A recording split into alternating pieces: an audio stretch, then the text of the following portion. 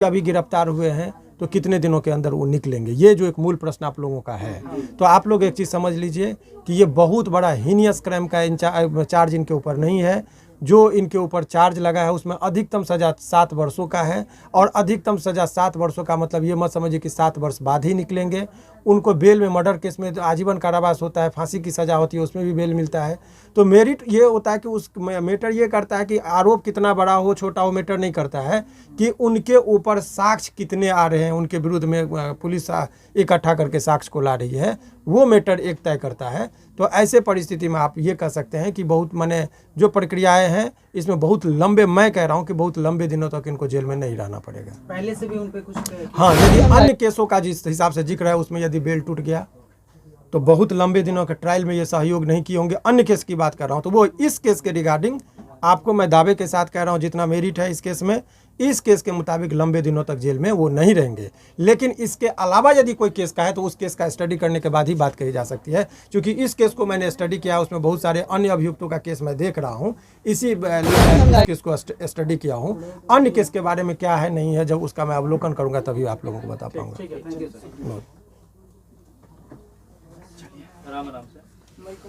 तो इसमें खबर सत्य होना चाहिए और स्टेटमेंट मीडिया का काम होना चाहिए कि केवल माने आप न पक्ष न विपक्ष, बिल्कुल तरह से निष्पक्षता के साथ आप लोगों को खबर चलानी चाहिए, तभी जाके इसकी साख बचेगी। सर एक और प्रश्न है, प्रश्न ये है कि सर मनीष कश्यप या कोई भी चैनल इस खबर को चलाया, उस पर पुलिस बेहिचक कार्रवाई करे, और पुलिस कर भी रही है सर, बहुत अच्छा काम है सर। लेकिन मेरा प्रश्न ये भी है सर कि इस तरह के भ्रामक खबर फैलाने वाले, चाहे वो इंडिविजुअल हो, राजनेता हो, या कोई और भी मीडिया हाउस, मैं नाम ना कहते हुए प्रिंट मीडिया हो या नेशनल चैनल हो, वो लोग भी अगर इस खबर को पहले अगर फैलाए हैं तो क्या उन पे कार्रवाई नहीं होनी चाहिए सर? देखिए, ये बहुत ही अच्छा प्रश्न है आपका। ये चूँकि आम जनताओं का भी ये बीच में एक जो बातें चल रही है, तो देखिए एक चीज़ आप लोगों ने पूछा, हालांकि हमारा जुरिडिक्शन किसी के मैं प्रवक्ता के तौर पर नहीं हो, लीगल पॉइंट पर आप मुझे बताएंगे तो मैं बताऊंगा कि क्या चीज़ हो सकता है। लेकिन आपने कहा, लेकिन दूसरी बात है कि एक जुरिस्प्रूडेंस का एक सिद्धांत है कि न्याय केवल होना नहीं चाहिए, न्याय होते दिखना भी चाहिए। तो ऐसे परिस्थिति में आप बिहार पुलिस के ऊपर यदि ये कोई प्रश्न उठा रहे हैं कि ये कार्रवाई होनी चाहिए, तो ये सदन के अंदर बातें उठी तो विपक्ष के नेताओं पर भी इतनी जल्दी कार्रवाई होनी चाहिए। कुछ न्यूज़पेपर का जिक्र हो रहा है जो बहुत ही प्रतिष्ठित न्यूज़पेपर हैं, उनके खबर का भी भ्रामक खबर की श्रेणी में जो लोग कह रहे आना चाहिए, तो उनके तरफ भी यदि कोई कार्रवाई हो रही है तो उस कार्रवाई को भी लोगों के बीच में यदि बिहार पुलिस को देखना चाहिए कि हम किसी एक व्यक्ति पर पक्षपाती होकर कार्रवाई नहीं कर रहे हैं, हम सभी लोगों को सामान्य रूप से देख रहे हैं। और 26 न्यूज़ चैनलों का जो अलग अलग URL का जो जिक्र किया जा रहा है, तो यहाँ से एक कहीं अफवाह न फैल जाए। तो ऐसे परिस्थिति में भी बिहार पुलिस को नज़र रखनी चाहिए कि भाई कहीं अराजकता की स्थिति ना आ जाए। देखिए 1857 ईस्वी का विद्रोह जो होता है एक अफवाह पर आधारित था, गाय और सुअर की चर्बी की बात कही गई थी और ब्रिटिश हुकूमत हिल गई थी। तो अफवाह यदि है तो अफवाह को फैलने नहीं देना, ये भी जो है शासन और प्रशासन का काम है। तो एक अफवाह को आपने दबाने के लिए दूसरा अफवाह भी आ रहा है बाहर कि कुछ खास व्यक्ति को टारगेट करके ये कार्रवाई की जा रही है। तो ये जो अफवाह है उसको या लोगों में भ्रम न जाए, इसके लिए भी स्पष्टता से बिहार पुलिस को सारी चीज़ों को दिखानी चाहिए। ये उनके लिए भी और राजहित के लिए भी जरूरी है। सर एक सवाल है, मनीष कश्यप के ऊपर इतना जल्दी कार्रवाई कितना उचित है?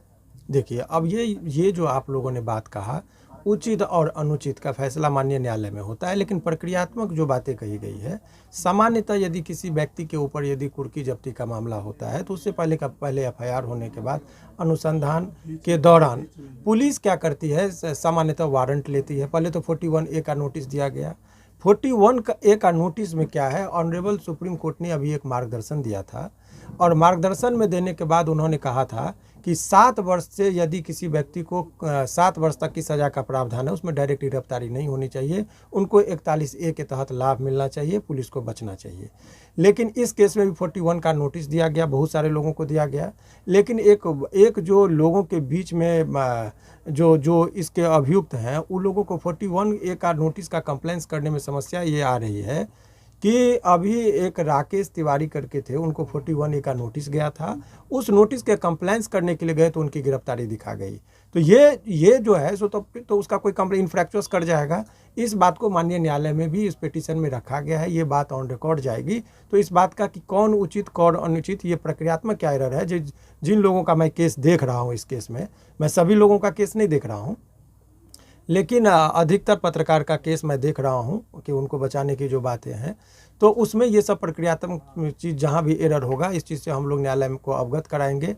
और ये जो है सो जहाँ कहीं भी ये एरर करेंगे तो उस चीज़ का जो है सो हम लोग न्यायालय के समक्ष बात को रखेंगे, और न्यायालय ही तय करती है कि गलत और सही। हमारा बात होता है कि अपनी बातों को वहाँ पे रखना और जोरदार तरीके से रखना।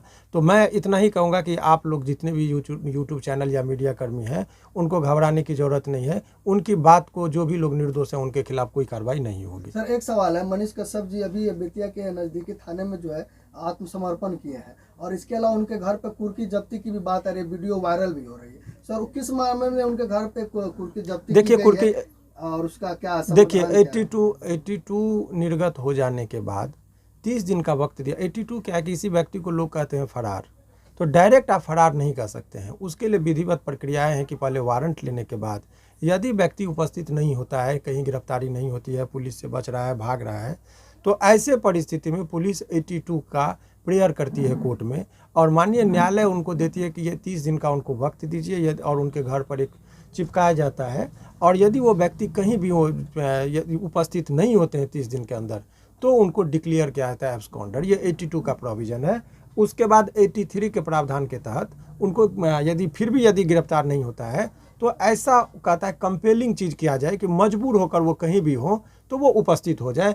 ऐसे परिस्थिति में वो जो आप लोग देखते हैं कि कुर्की जब्ती करना, बुलडोजर का जो आजकल नया पैटर्न चला है, घर तोड़ना इत्यादि, तो ऐसे परिस्थिति में डायरेक्ट इसमें 82 का जो प्रावधान है, चूँकि बहुत हीनियस क्राइम का आप लोग को बता दें, जितना है तौबा मचाया जा रहा है, जितना डर और भय का माहौल बनाया जा रहा है, वो कुछ है नहीं।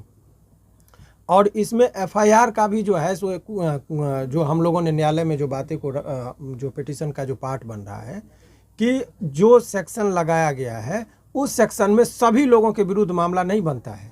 जैसे 26 लोगों की जिक्र हो रही है, अज्ञात में बहुत सारे लोगों का नाम बताया जा रहा है, तो उसमें सेक्शन में क्या क्या प्रॉब्लम है, क्या जो सेक्शन है उसका इंग्रेडिएंट इनके खिलाफ फॉल कर रहा है कि नहीं कर रहा है, तो वो तो तमाम चीज़ वो कोर्ट में और न्यायालय में आता है, तो वहाँ पर हम लोग बात करेंगे। अभी आप लोगों को बताएंगे तो वो उसमें सुधार हो जाता है, तो फिर वो अभियुक्त को निकलने में बेतिया से मनीष कश्यप को पटना कब तक लाया देखिए, ये जाएगा? ट्रांजिट रिमांड की बात होती है। वो सीआरपीसी में प्रोविजन है कि यदि कोई व्यक्ति कहीं गिरफ्तार होता है तो 30 किलोमीटर से अधिक का यदि उनको दूरी तय करनी होती है, तो वहाँ से जो संबंधित जुडिशियल मजिस्ट्रेट होते हैं उनसे अनुमति लेने के बाद वो ट्रैवलिंग किया जाता है। तो ऐसे परिस्थिति में जो है सो उनको यहाँ पर लाने से पहले वहाँ से अनुमति ली जाएगी, और उस अनुमति के बाद यहाँ पर माननीय पटना न्यायालय में जो है वहाँ पर उनको लाया जाएगा, और इसके बाद जुडिशियल कस्टडी में देने की बात होगी तो उनको भेजा सर जाएगा। एक सवाल और है, पत्रकारिता की आड़ में, मतलब पत्रकारिता और सिंपैथी की आड़ में अगर आप सरकार को धमकी देते हैं तो वो कहाँ तक सही है? देखिए, ये तो फिर प्रवक्ता वाली बात हो गई,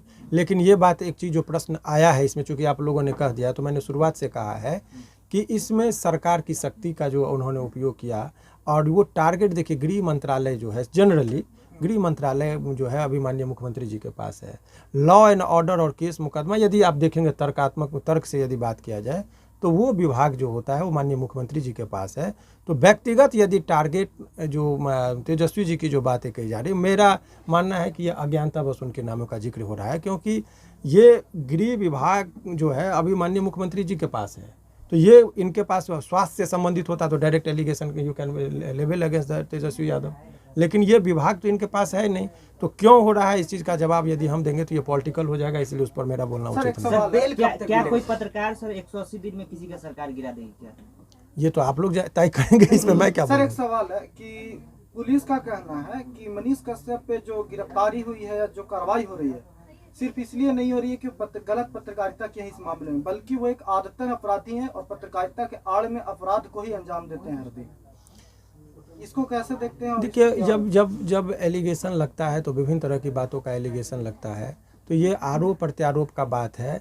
देखिए ऑन रिकॉर्ड बातें जो होती है कोर्ट में, डायरी का क्या पार्ट आया, एफआईआर का पार्ट क्या, अनुसंधान में क्या आया, सीजर लिस्ट क्या बना, उतना ही पर कोर्ट में बहस करना होता है। बाकी जो बातें हैं ये गॉसिप है, बातचीत का अंश होता है कि उसने क्या कहा, तेजस्वी को कहा क्या कहा, तो ये उसका पॉलिटिकल चीज़ है। कुछ लोग सिंपैथी, कुछ लोग नफरत, बहुत सारी बातें होती है। उस मैटर पर अभी बात नहीं। अभी सवाल जो बहुत सारे लोगों के मन में था कि अभी गिरफ्तार हुए हैं तो कितने दिनों के अंदर वो निकलेंगे, ये जो एक मूल प्रश्न आप लोगों का है। तो आप लोग एक चीज़ समझ लीजिए कि ये बहुत बड़ा हीनियस क्राइम का चार्ज इनके ऊपर नहीं है। जो इनके ऊपर चार्ज लगा है उसमें अधिकतम सज़ा 7 वर्षों का है, और अधिकतम सज़ा 7 वर्षों का मतलब ये मत समझिए कि 7 वर्ष बाद ही निकलेंगे। उनको बेल में, मर्डर केस में आजीवन कारावास होता है, फांसी की सज़ा होती है, उसमें भी बेल मिलता है।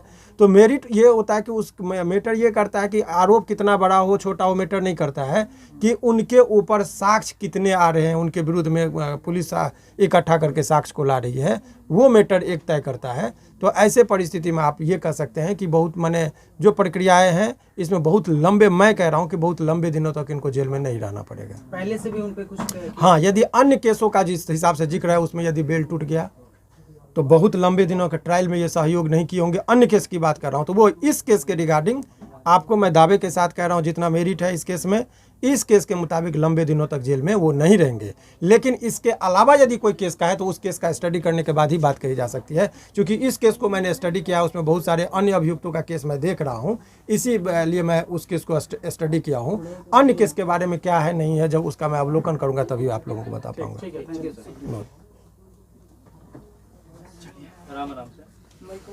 तो इसमें